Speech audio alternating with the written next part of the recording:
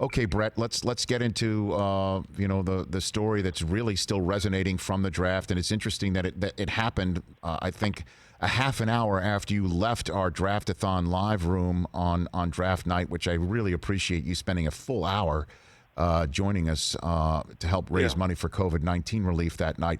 But it was the drafting of Jordan Love by the Green Bay Packers. And I wonder what you thought of that move by Green Bay, obviously with the history between you and Aaron and the team.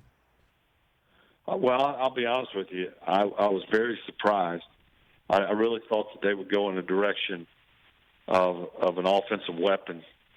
There were several plays from being in the Super Bowls, a game away. But, just a few plays they kind of fought back in that game. And nothing against Jordan Love. I mean no disrespect. But you trade up to get a guy who he may turn out to be great. And I hope he does. But you trade up to get a more of a project. He's a little bit unproven. A lot of upside, no doubt about it.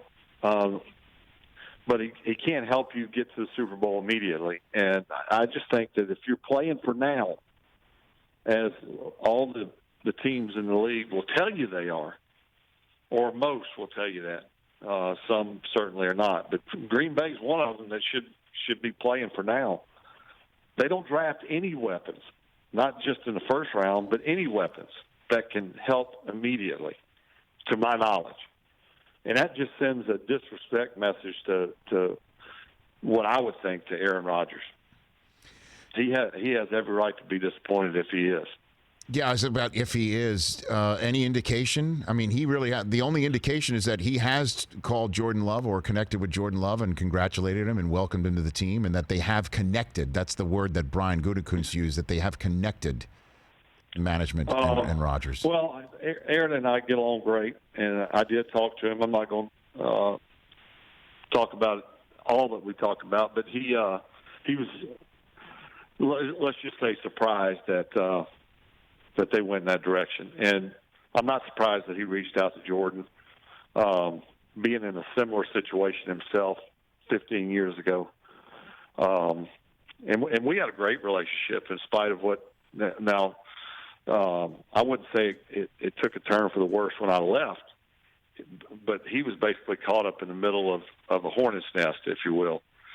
I don't foresee that happening here. I think Aaron will do whatever.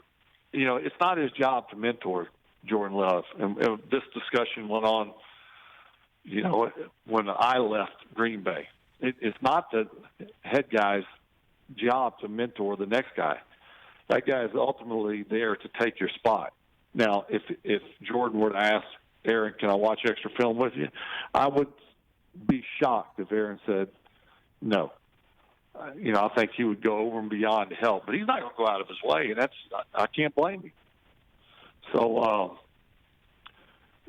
getting back to winning now and the importance of having the pieces in place, or almost all the pieces in place, and you selecting not only in the first round, but other rounds, other positions other than an immediate need for our offense is, to me, it just sends the wrong message that we're preparing for the future now rather than we're going to try to win this thing next year. Hey, you watched all the way to the end. Thanks for that. Watch more right here.